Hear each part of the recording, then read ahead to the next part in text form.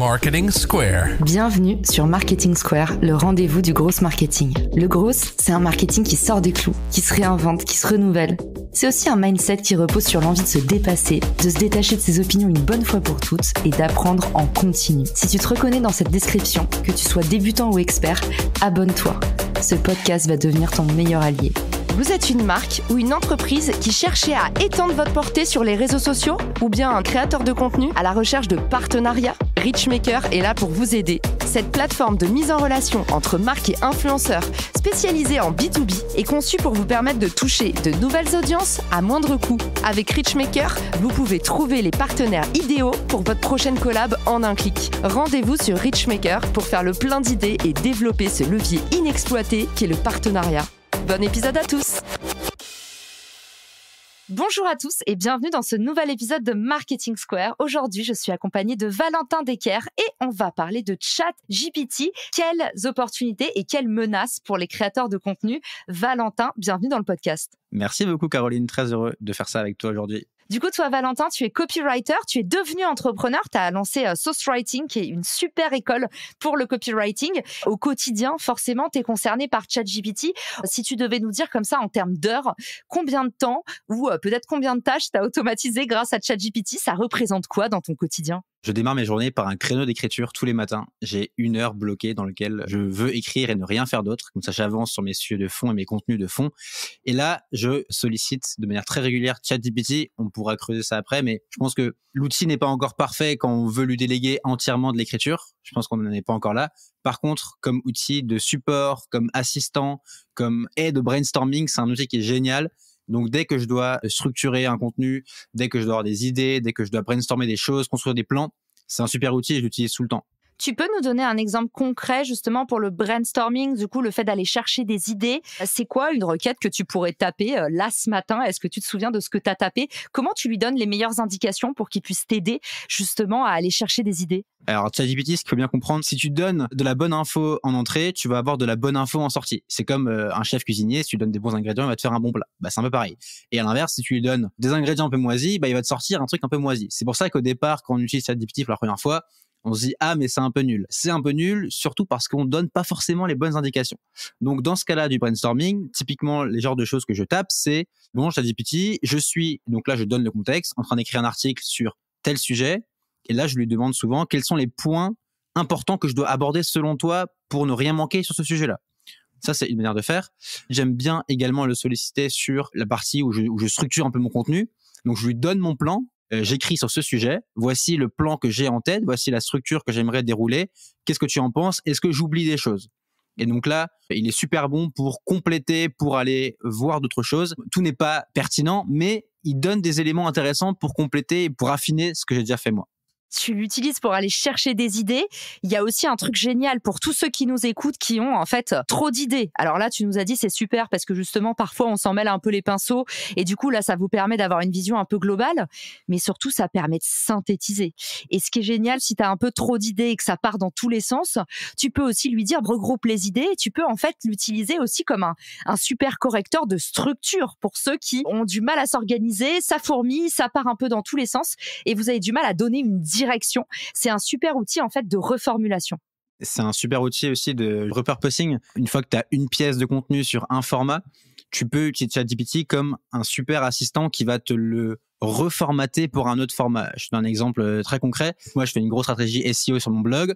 J'écris plein d'articles SEO qui sont optimisés pour le SEO, donc sur lequel je sollicite ChatGPT pour m'aider sur le plan, etc., tout ce que j'ai dit avant. Et ensuite, une fois que j'ai fait l'article, je le mets dans ChatGPT intégralement et je lui demande de me sortir un script pour une vidéo YouTube. Et donc là, il va me faire une synthèse de l'article, il va me faire un résumé sous forme de script YouTube que je peux ensuite moi reprendre à la marge, mais c'est hyper facile, c'est hyper pratique, tout de suite aller enregistrer une vidéo, quoi. Et d'ailleurs, pour les créateurs de contenu qui nous écoutent, je vous glisse dans les ressources de l'épisode 2 outils d'intelligence artificielle qu'on m'a envoyés il y a pas longtemps qui permettent justement de scripter tout votre contenu. Donc, il y en a un, c'est à partir d'une vidéo YouTube et l'autre, c'est à partir de votre podcast. Et du coup, je vous glisse ça dans les ressources de l'épisode si ça vous intéresse. Les deux sont gratuits. C'est en bêta, donc il y a encore un peu des dingueries. Mais honnêtement, outil très intéressant et dédié justement à ce dont vous parliez, Valentin, le repurposing, c'est-à-dire décliner des contenus. Donc, on a vu, c'est un bon outil ChatGPT de brainstorming. C'est un bon outil pour synthétiser. Par exemple, résume-moi cette pensée en X points ou donne-moi le résumé de ceci en 5 étapes. Tu nous as dit aussi, tu l'utilises pour décliner des contenus. Il y a aussi la partie modélisée, par exemple. Et ça, c'est génial quand on veut ressortir un contenu sur Twitter. Twitter, il y a quand même une limite de caractères, par exemple. Je pense à tous ceux aussi qui font de l'écriture SEO, qui doivent écrire les fameux 3000 caractères. Quel casse-tête. Moi, j'en ai fait de l'écriture SEO quand j'ai démarré. Tu sais, ton client, il t'achète 1500 mots. Toi, tu connais ça, Valentin. C'est tellement difficile et c'est tellement un autre exercice, en fait, de couper sa pensée pour que ça tombe pile poil. ChatGPT, il va vous permettre de modéliser comme vous l'entendez votre contenu. Par exemple, résume-moi ça en 150 caractères. Ou bien, et ça, c'est génial pour justement reproduire du contenu, notamment sur Twitter. Vous pouvez lui demander de vous organiser un contenu en thread sur Twitter. Donc ça, je trouve ça assez lourd pour le coup et ça vous permet justement aussi de repurposer. C'est exactement ce que je disais avant, à savoir, une fois que tu as produit une pièce de contenu, typiquement ça peut être un post LinkedIn, ça peut être un script YouTube, tu peux ensuite facilement demander à ChatGPT de le mettre sur d'autres formats. Et effectivement, sur Twitter, si tu lui donnes bien l'information, l'indication, et ça c'est peut-être l'un des secrets de ChatGPT, et on pourra en parler, mais c'est d'être spécifique dans ce que vous lui donnez et ce que vous lui demandez de faire. Et ben, il va te sortir, par exemple, sur Twitter, un thread avec directement le bon nombre de caractères, avec les codes de Twitter. Donc, il va mettre tweet numéro 1 sur X et ça sera prêt à publier dans la foulée, quoi. C'est assez bluffant là-dessus, ouais. Évidemment, là, tu me lances une perche monumentale. Tu précises qu'effectivement, quand on lui parle de choses hyper communes, du genre écris-moi un tweet, il va s'adapter au style du réseau. Essayez, écris-moi un post LinkedIn, vous allez voir, c'est quasi caricatural. Il s'adapte en fait au style du réseau et c'est ça la magie du machine learning. C'est plus vous allez le muscler, plus vous allez voir que l'algorithme, en fait, il va arriver rapidement à votre réponse idéale. Forcément, il y a un vrai hack pour les copywriters qui nous écoutent, pour les ghostwriters aussi, c'est-à-dire ceux qui écrivent à la place d'eux. Si vous ne connaissez pas le terme ghostwriting, je vous mets mon article définition dans les ressources de l'épisode. Aujourd'hui, c'est possible enfin d'adapter le style d'écriture. Et ça, c'est une pépite quand on est, par exemple, payé ou juste on a un ami autour de nous qui nous dit « Est-ce que tu pourrais m'écrire ma bio ? J'ai le syndrome de la page blanche pour écrire cet article. » Vous avez la possibilité de muscler ChatGPT pour qu'il puisse écrire avec le style d'une personne. Et ça, on a tendance instinctivement à se dire « Je vais écrire à ChatGPT, je vais lui donner l'instruction d'écrire, par exemple, écris-moi un post LinkedIn à la façon d'Olivier Mathieu. » Donc là, ChatGPT va vous dire « Désolé, je ne sais pas qui est cette personne. » Ne vous arrêtez pas là, parce que si vous copiez-collez des posts, par exemple, précédents d'Olivier Mathieu, ChatGPT va pouvoir vous générer en fait des modèles d'écriture qui correspondent à l'historique. Et ça, c'est hyper dingue. Ouais, c'est exactement ça. Plus tu es spécifique dans ta requête, dans ce que tu lui demandes, et donc, si par exemple, tu lui donnes des éléments concrets sur lesquels il va pouvoir se baser, typiquement, comme tu dis, des posts LinkedIn, plus il va pouvoir apprendre, parce que ChatGPT, il a une mémoire. Donc, plus on lui donne des choses, et en fait, il peut rebondir sur ce qu'il a fait avant. Donc, on peut par exemple lui dire, voici un post LinkedIn, essaye d'analyser le style d'écriture, essaye de retenir qu'est-ce qui caractérise ce style d'écriture.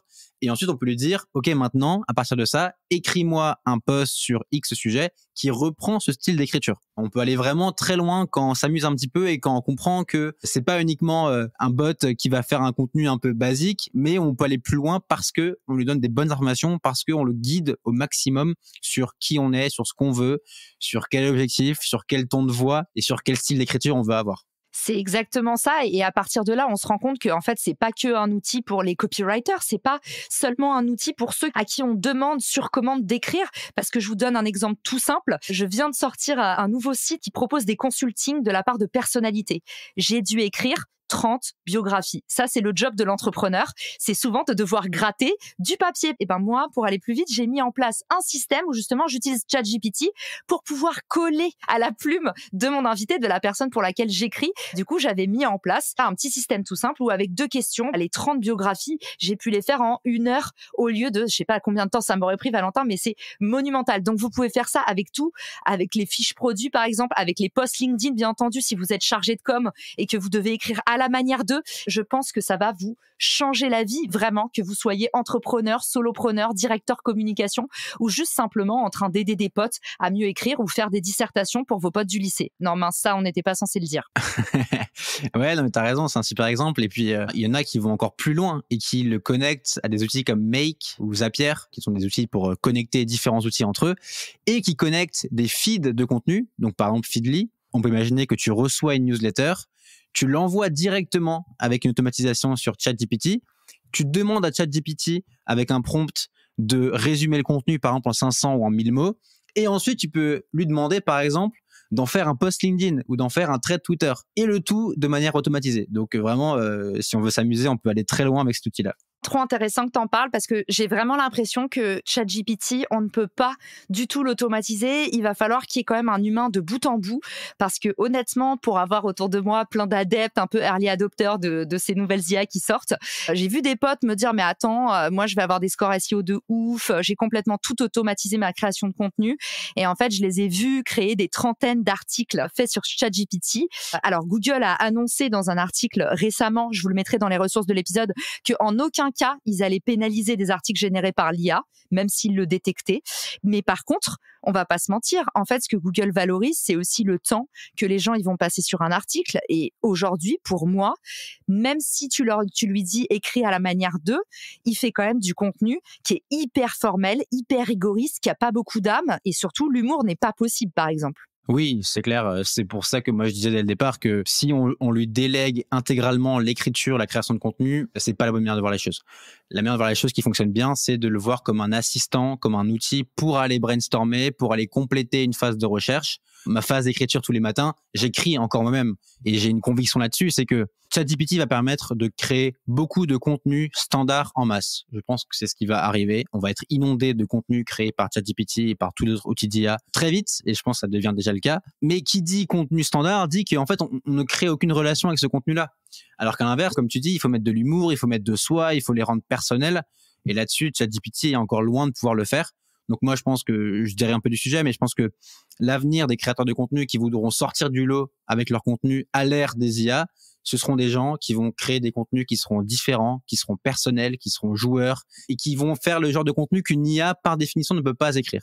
L'IA, en fait, paradoxalement, elle est en train de nous précipiter dans de l'hyper-personnalité. Je pense que les créateurs de contenu vont devenir les nouveaux médias. Ça va être vraiment le règne de l'hyper-personnalité. Ça veut dire que tu vas devoir créer de plus en plus des contenus signatures. On en parle dans le personal branding, c'est le fait d'avoir des expressions qui nous sont propres, un totem, créer des repères, des rendez-vous. C'est ça, en fait, qui va jamais pouvoir être imité par l'IA et qui va encore plus creuser la frontière. Aujourd'hui, il y avait déjà des corporates qui avaient des armées de copywriters pour écrire à leur place.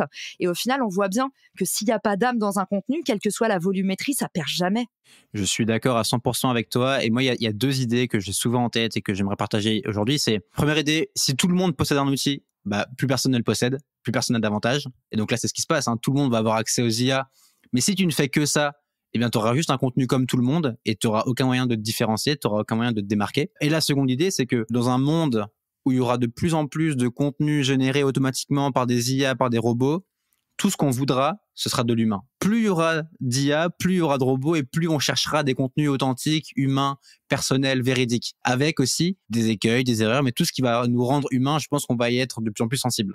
C'est marrant que tu dises ça. J'en profite pour embrasser un copain qui s'appelle Pascal et en ce moment, il développe un projet pour en fait créer un petit peu à la Synthesia, pour ceux qui connaissent, des avatars IA à partir de nous et notamment à partir de personnalités, par exemple, pour que vous puissiez faire un avatar de vous-même ou que vous puissiez, par exemple, avoir l'impression que vous parliez à Elon Musk. Et il y avait un vrai débat à la pause déjeuner et tu sais, le principe des débats à la pause déjeuner, c'est que ça fait aussi des bons posts LinkedIn et des bons épisodes de podcast. Et la question, c'était en fait, est-ce que dans le futur, on sera intéressé d'avoir par exemple une hotline, une séance de consulting avec une IA entraînée par Elon Musk? Ça veut dire que c'est la pensée de Elon Musk, mais en fait, on sait que c'est pas la vraie personne en face de nous. C'est quoi ton avis sur ce projet comme ça à chaud? Je précise pour les auditeurs qu'on n'a en aucun cas préparé l'épisode et que c'est 100% du pur jus. C'est quoi ta réaction à chaud, Valentin? On peut partir loin, mais franchement, c'est clair que si on tire le trait de ce que peut faire une IA, c'est assez flippant parce qu'on peut vraiment aller très très loin. Et l'exemple que tu donnes, où tu entraînes une IA, où tu lui donnes plein de contenu d'une personne et tu lui dis maintenant, je te coach comme si c'était cette personne-là. Je pense que c'est assez ouf et je pense qu'on peut potentiellement tous se retrouver au chômage assez rapidement. On n'en y est pas encore, mais si on tire un peu le trait, c'est pas impossible. Honnêtement, je sais pas trop quoi en penser. J'ai un côté de moi qui me dit que on va dans un extrême qui est beaucoup d'IA, beaucoup d'automatisation, beaucoup de robots. Je pense qu'il risque aussi d'avoir un mouvement extrême de l'autre côté en mode non, en fait, on veut pas de tout ça, on veut des contenus humains, on veut pas des trucs générés automatiquement. Il y a 10 ans, sur le téléphone, il y avait écrit Made in China. Ça se trouve, dans 10 ans, il y aura écrit Made by a Human, tu vois. pas par un robot. Le contenu, c'est un vrai contenu produit par un vrai humain, quoi. D'ailleurs, cette définition d'humain augmenté, cette approche en fait de la scalabilité, si jamais on peut passer les humains les plus brillants, les plus successful, ceux qui ont le plus de succès à l'échelle, ça pose une question, c'est en fait, est-ce qu'il restera de la part de gâteau pour tous? Est-ce que finalement, cette scalabilité de l'humain, ça va pas faire que on arrive dans une société un peu eugéniste où il y a les humains, les super humains, et puis derrière, il y a les autres, et est-ce qu'il y a encore de la place pour tous? On parle d'humain augmenté, on parle aussi d'humain diminué parce que ça pose des vraies questions.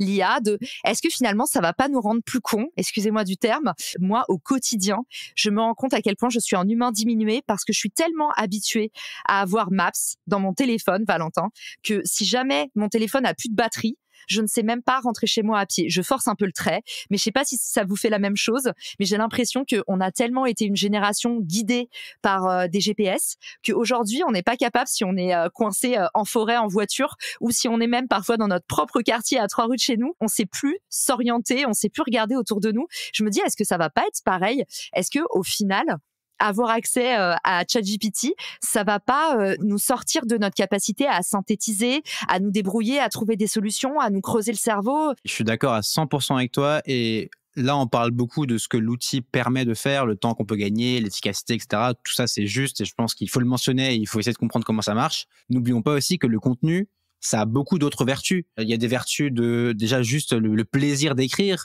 le plaisir de se torturer un peu l'esprit pour savoir ce qu'on veut dire, ce qu'on veut raconter, le plaisir d'apprendre des choses, le plaisir de progresser, l'introspection que ça permet aussi. Il y a beaucoup d'autres bénéfices, beaucoup d'autres vertus. Il faut pas l'oublier. Je trouve qu'il y a un piège à se dire je délègue entièrement mon cerveau à ChatGPT parce que juste c'est plus efficace ou c'est plus rapide. Ok, c'est un aspect de la question, mais aussi d'autres aspects, je pense qu'il faut pas oublier et qui sont hyper importants juste pour son équilibre personnel et pour son bien-être. La vertu cathartique notamment de l'écriture et puis le temps aussi. Finalement, ChatGPT, ça donne aussi un peu le vertige parce que il nous trouve tout un tas d'informations. C'est clair que c'est une technologie de l'accès et ça ouvre aussi une démocratisation à tous ceux qui ont pas forcément le temps de se former sur des sujets. Ils vont pouvoir se former en accéléré avec cet outil. Et puis une dernière chose qui je trouve ouvre de nouveaux horizons, c'est la partie traduction en fait. La possibilité pour les créateurs de contenu de passer aussi leur contenu à l'échelle facilement et honnêtement, c'est assez bluffant. Même moi qui ai passé 8 ans aux US, je me rends compte que je fais beaucoup d'erreurs encore en anglais et ChatGPT, ça m'aide vraiment à créer des contenus qui adaptent même la tonalité de ce que j'écris en anglais ou même dans les langues que vous voulez. Ouais, c'est très juste. T'as le côté traduction, et t'as le côté aussi correction de fautes d'orthographe. Typiquement ce matin, c'est ce que je lui fais faire. Je lui ai donné un texte et je lui ai dit corrige-moi les fautes. Et ce qui est marrant, c'est que de lui-même, il a séparé en deux ses feedbacks. Il m'a dit voici ce que tu dois corriger, donc voici les fautes que tu fais, et voici ce que je te recommande de reformuler. Et donc il m'a fait des phrases en disant voilà, cette phrase, je te recommande de la changer en ça. C'est assez bluffant. Pour résumer un petit peu l'épisode, on vous a parlé des différentes pépites que vous pouvez mettre en place sur ChatGPT. Donc, il y a la partie accélérer vos brainstorming, aller chercher des idées plus facilement. Après, on a parlé de synthétiser, par exemple, lui donner des instructions, des contraintes de forme, ce qui est parfois hyper difficile pour les créateurs de contenu d'ordonner toutes nos idées. Ensuite, il y avait la partie décliner son contenu pour pouvoir, à partir de une grande idée, créer 1000 petits attributs différents pour aller nourrir, par exemple, les réseaux sociaux. Après, on a parlé de la partie modéliser, c'est-à-dire lui dire adapte-toi à Twitter et fais-moi un thread Twitter ou adapte-toi à un carrousel LinkedIn en 6 slides. Ça, c'est plutôt génial. Et ensuite, on a le ghostwriting, donc écrire à la manière d'eux, notamment si comme moi, vous avez 30 bios à écrire comme si vous étiez quelqu'un d'autre. Ça, c'est toujours un exercice difficile. On a parlé ensuite de la partie accéder à plusieurs sources d'informations, avoir accès à des statistiques très, très rapidement en accéléré. Et puis, la partie traduction, et tu nous dis même correction de fautes d'orthographe, de grammaire. Peut-être pour terminer l'épisode, pour ceux qui se posent encore la question, on vous mettra bien sûr tous les liens dans les ressources de l'épisode. Mais Valentin, c'est quoi ta recette secrète pour écrire un bon prompt? C'est-à-dire les instructions qu'on donne à la machine. C'est quoi un peu ton prompt idéal quand tu parles à ChatGPT? Alors déjà, ce qu'il faut savoir, c'est que ChatGPT, à l'heure actuelle, est meilleur en anglais qu'en français. Donc si vous voulez vraiment des super résultats, vaut mieux l'utiliser en anglais. Ensuite, un bon prompt, ça fait une super synthèse avec ce que tu viens de dire, mais c'est beaucoup de contexte sur qui vous êtes, sur ce que vous voulez faire, sur pourquoi vous le sollicitez. Et ensuite, guider au maximum l'output que vous voulez recevoir. Donc à la fois sur le format, à la fois sur le style, à la fois sur l'humeur. J'ai animé une formation et il y a un participant qui disait que ChatGPT, c'est un peu un ingénieur allemand. C'est-à-dire qu'il faut absolument tout lui détailler. Il faut tout lui expliquer. Et plus il aura des indications précises, étape par étape sur ce qu'il doit faire, et meilleur il sera. Dès qu'il y a du flou, dès qu'il y a de l'incertitude, c'est là que vous vous exposez à des résultats qui sont potentiellement pas terribles ou un peu moyens. Par contre, si vous l'encadrez bien, il va être plutôt satisfaisant. Donc voilà, il faut essayer de donner un maximum de contexte pour bien le guider. J'adore, ça c'était la punchline de fin. ChatGPT, c'est un peu un ingénieur allemand. D'ailleurs, pour tous ceux qui veulent devenir meilleurs en copywriting, évidemment, il y a des ressources humaines pour ça, et notamment ton excellent mini-cours. Je mettrai le lien pour s'inscrire dans les ressources de l'épisode. C'est un mini-cours gratuit que tu as fait et j'en ai eu des excellents retours. Donc j'invite tous ceux qui nous écoutent à aller s'inscrire. Et d'ailleurs, dis-nous vite, Valentin, où est-ce qu'on peut justement t'écrire en utilisant ChatGPT ou pas, te poser des questions, te suivre, t'envoyer des remerciements pour l'épisode. Écoute, merci beaucoup à toi Caroline, c'était très sympa et on peut me suivre absolument partout. C'est ma vraie identité, je suis un vrai humain, donc sur Twitter, sur LinkedIn, sur Insta même si vous voulez, absolument partout je suis disponible. Et le site c'est saucewriting.com. Génial, et on vous donne rendez-vous dans le post LinkedIn qu'on fera pour annoncer la sortie du podcast, pour poser des questions, et puis surtout n'hésitez pas à aller rejoindre Valentin sur ses réseaux, surtout si vous voulez manier la plume, la vraie plume, à votre façon. Salut à tous, merci pour votre écoute et à bientôt dans un prochain épisode de Marketing Square. Ciao! Si cet épisode te plaît, tu peux le partager en me taguant ou lui laisser 5 étoiles sur Apple Podcast. Marketing Square.